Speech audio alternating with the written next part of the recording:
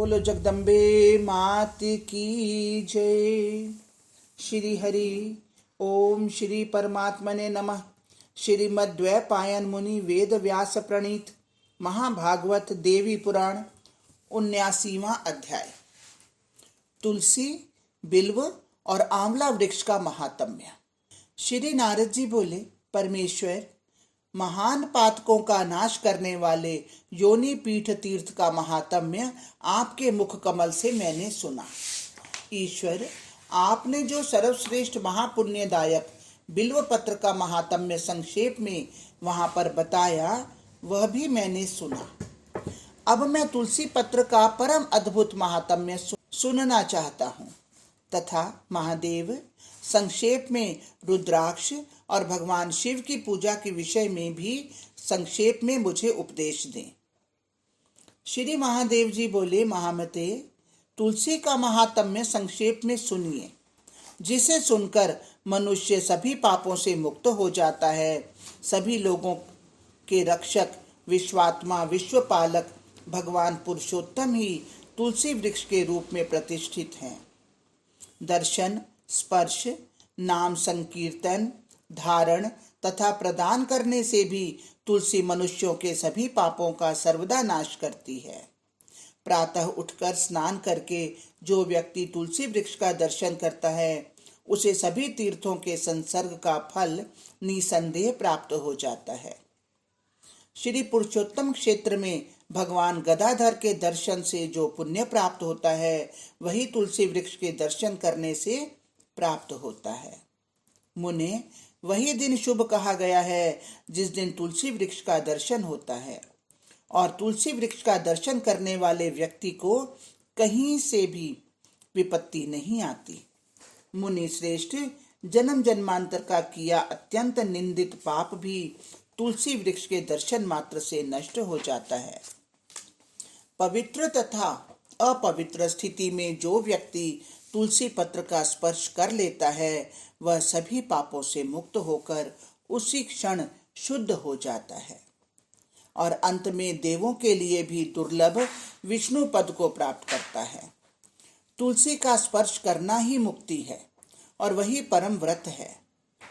मुनि श्रेष्ठ, जिस व्यक्ति ने तुलसी वृक्ष की प्रदक्षिणा कर ली, उसने साक्षात भगवान विष्णु की प्रदक्षिणा कर ली, इसमें कोई संदेह नहीं है। जो मानव श्रेष्ठ भक्ति पूर्वक तुलसी को प्रणाम करता है, वह भगवान विष्णु के सायुज्य को प्राप्त करता है और पुनः पृथ्वी पर उसका जन्म नहीं होता। मुनि श्रेष्ठ, जहाँ तुलसी कानन है, वहाँ लक्ष्मी और सरस्वती के साथ भगवान जनार्दन प्रसन्नता पूर्वक विराजमान रहते हैं। जहाँ सर्वदेवमय जगन्नाथ भगवान विष्णु रहते हैं, वहीं रुद्राक्ष के सहित मैं तथा पितामह ब्रह्मा सावित्री के साथ रहते हैं। मुने, इसलिए वह उत्तम स्थान देवताओं के लिए भी दुर्लभ है। उस तुलसी के श्रेष्ठ स्थान में जो जाता है, वह भगवान विष्णु के वैकुंठ धाम को प्राप्त करता है। जो व्यक्ति स्नान करके उस पाप नाशक क्षेत्र का मार्जन करता है, वह भी पाप से मुक्त होकर स्वर्ग लोक में जाता है।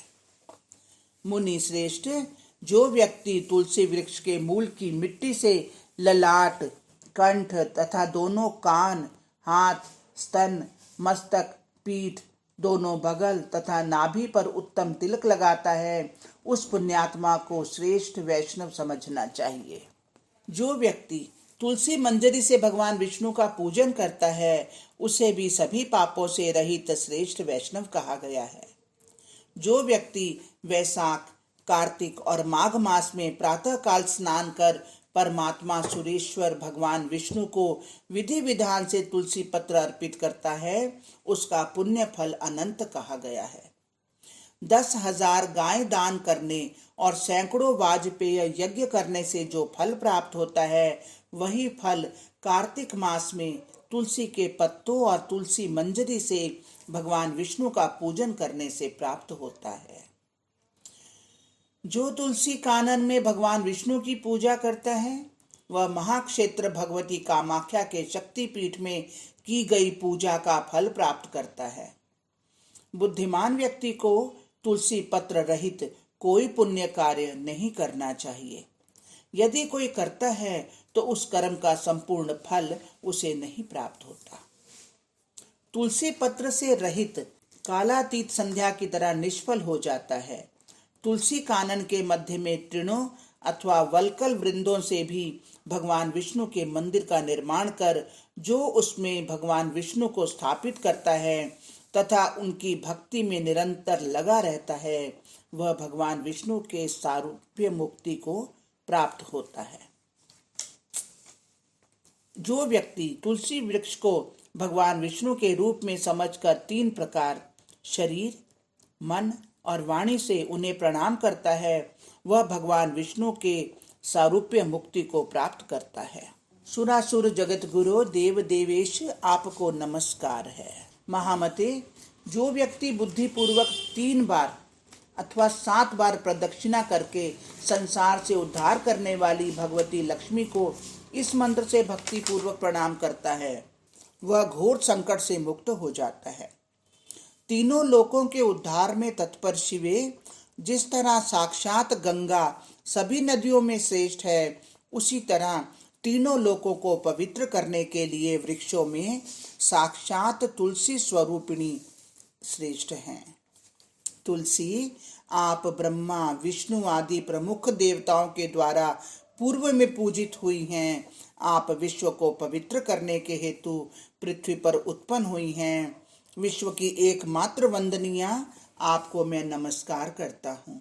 आप हम सब पर प्रसन्न हो। मुनि श्रेष्ठ, इस प्रकार जो व्यक्ति तुलसी को प्रतिदिन प्रणाम करता है और जहाँ कहीं भी स्थित है, भगवती तुलसी उसकी सभी कामनाओं को पूर्ण करती हैं। भगवती तुलसी सभी देवताओं की परम प्रसन्नता को बढ़ाने वाली हैं।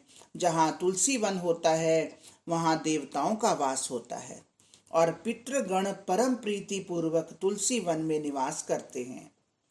पितृ देवार्चन आदि कार्यों में तुलसी पत्र अवश्य प्रदान करना चाहिए।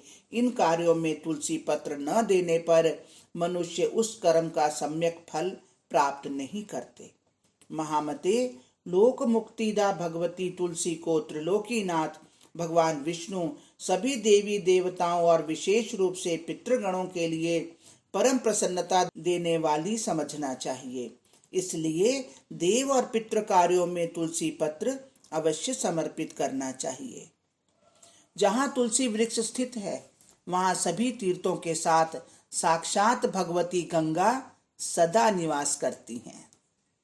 मुनि श्रेष्ठ, इसलिए तुलसी वृक्ष के निकट देह त्याग करने वाले मनुष्यों को वही फल प्राप्त होता है जो गंगा में देह त्याग करने का होता है। यदि अत्यंत भाग्यवशात आंवले का वृक्ष भी वहां पर स्थित हो तो वह स्थान बहुत अधिक पुण्य प्रदान करने वाला समझना चाहिए। जहाँ इन दोनों तुलसी और आंवला के निकट बिल्व वृक्ष भी है, वह स्थान साक्षात वाराणसी के समान महातीर्थ स्वरूप है। उस स्थान पर भगवान शंकर, देवी भगवती और भगवान विष्णु का भक्ति भाव से किया गया पूजन महापातकों का नाश करने वाला तथा बहुपुण्य प्रदायक जानना चाहिए। जो व्यक्ति वहां एक बिल्व पत्र भी भगवान शंकर को अर्पण कर देता है, वह साक्षात भगवान शिव के दिव्य लोक को प्राप्त करता है। महामते, उसी प्रकार तुलसी पत्र और आंवले के पत्तों द्वारा भगवान विष्णु की पूजा करने से वह व्यक्ति भगवान विष्णु की सायुज्य मुक्ति को प्राप्त कर लेता है। यह सत्य है।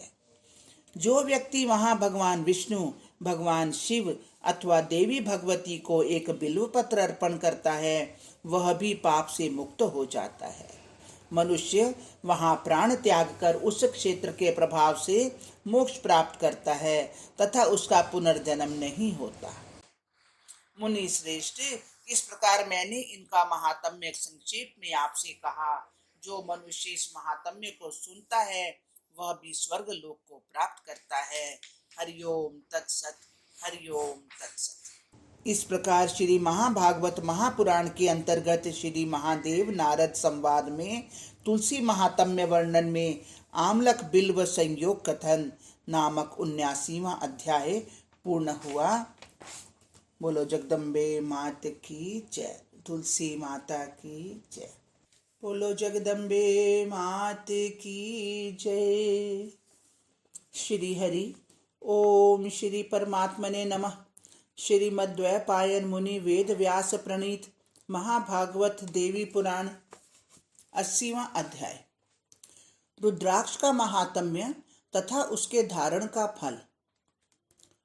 श्री महादेव जी बोले, मुनि श्रेष्ठ, अब मैं रुद्राक्ष की महिमा तथा उसके परम पवित्र और गोपनीय आख्यान का संक्षेप में वर्णन कर रहा हूं। आप ध्यान से सुनिए। रुद्राक्ष का फल अंगों में धारण करने से वह सभी मनुष्यों के सैकड़ों जन्मों के अर्जित पाप समूहों का विनाश कर देता है। नारद, अभिमान पूर्वक अथवा अज्ञान से गुरु, देवताओं, महात्माओं तथा द्विजातियों को प्रणाम न करने से उत्पन्न हुए करोड़ों पूर्व जन्मों का जो पाप संचित रहता है, वह सिर पर रुद्राक्ष धारण करने से नष्ट हो जाता है। लोभ से, असत्य भाषण तथा उच्छिष्ट आदि पदार्थों के भक्षण और सुरापान से होने वाले करोड़ों जन्मों का जो पाप होता है, वह कंठ में रुद्राक्ष के धारण करने से विनष्ट हो जाता है। नारद, दूसरों के धन का अपहरण करने, दूसरों के शरीर पर अत्यधिक चोट पहुंचाने, अस्पृश्य पदार्थों का स्पर्श करने तथा निंदित वस्तुओं को ग्रहण करने से करोड़ों जन्मों का जो पाप संचित रहता है, वह पाप हाथ में रुद्राक्ष धारण करने से नष्ट हो जाता है। निंदनीय बातों को सुनने से पूर्व जन्मों का जो संचित पाप होता है, वह कान में रुद्राक्ष धारण करने से विनष्ट हो जाता है। पर स्त्री गमन, ब्रह्म हत्या तथा वैदिक कर्मों के त्याग करने से अनेक पूर्व जन्मों का जो भी पाप संचित रहता है, वह पाप शरीर में जहां कहीं भी रुद्राक्ष धारण करने से नष्ट हो जाता है। रुद्राक्ष से भूषित व्यक्ति को देखकर जो मनुष्य उसे प्रणाम करता है, वह सैकड़ों पाप करने पर भी पाप से मुक्त हो जाता है। रुद्राक्ष धारण करने वाला मनुष्य देवताओं में पूज्यतम, साक्षात दूसरे महारुद्र की भांति पृथ्वी तल पर निर्भय होकर विचरण करता है। जो मनुष्य एक भी रुद्राक्ष धारण करके भगवान शिव, भगवती परमेश्वरी अथवा भगवान विष्णु का पूजन करता है, वह भी शिव सायुज्य प्राप्त कर लेता है। मुनि श्रेष्ठ, जो मनुष्य बिना रुद्राक्ष धारण किए अज्ञानवश कोई भी पितृ अथवा देव कर्म करता है, वह उसका फल नहीं प्राप्त करता और वह कर्म भी व्यर्थ कहा गया है। जो मनुष्य रुद्राक्ष की माला से शिव तथा दुर्गा के मंत्र का जप करता है, वह महादेव की कृपा से स्वर्ग जाता है। रुद्राक्ष से रहित होकर काशी, गंगा क्षेत्र अथवा अन्य तीर्थ क्षेत्र में कभी भी कोई धार्मिक कर्म नहीं करना चाहिए। मुनि श्रेष्ठ, जिस मनुष्य के घर में एक मुखी रुद्राक्ष रहता है, उसके घर में भली भांति स्थिर होकर लक्ष्मी निवास करती है। मुनि श्रेष्ठ, जो मनुष्य कंठ में अथवा भुजा पर उस एक मुखी रुद्राक्ष को धारण करता है, उसके दुर्भाग्य का उदय नहीं होता और न तो उसकी अकाल मृत्यु होती है। अत्यंत कठिनता से प्राप्त होने वाले भगवान शिव उस पर प्रसन्न हो जाते हैं। वह मनुष्य जो भी श्रेष्ठ धर्म और कर्म करता है, वह महान फलदायक होता है। रुद्राक्ष धारण करने वाला मनुष्य जहां कहीं भी अपने देह का त्याग करके निश्चय ही स्वर्ग को प्राप्त करता है, इसमें लेश मात्र भी संशय नहीं है। गंगा में रुद्राक्ष धारण विशेष रूप से फल प्रदान करता है। काशी में उससे भी अधिक फल समझना चाहिए। इस संबंध में आपसे और क्या कहूँ। मुनि श्रेष्ठ, इस प्रकार मैंने आपसे महापातकों का नाश करने वाले तथा कल्याणकारी रुद्राक्ष महात्म्य का संक्षेप में वर्णन किया। जो मनुष्य भक्ति पूर्वक इसी महात्म्य का पाठ करता अथवा श्रवण करता है, वह देवताओं के लिए भी दुर्लभ शिव पद को प्राप्त कर लेता है। जो मनुष्य निराहार रहकर बिल्व वृक्ष के नीचे चतुर्दशी के दिन इसका पाठ करता है वह सैकड़ों जन्मों के अर्जित महापापों से मुक्त हो जाता है। मुनि श्रेष्ठ, जो मनुष्य शिवरात्रि चतुर्दशी के दिन भगवान शिव की सन्निधि में गंगा, कुरुक्षेत्र, काशी, सेतुबंध, रामेश्वर तथा महातीर्थ गंगा सागर संगम में इसका पाठ करता है वह समस्त पापों से मुक्त होकर रुद्रलोक प्राप्त कर लेता है। हरिओम तत्सत, हरिओम तत्सत। इस प्रकार श्री महाभागवत महापुराण के अंतर्गत श्री महादेव नारद संवाद में रुद्राक्ष महात्म्य नामक 80वां अध्याय पूर्ण हुआ।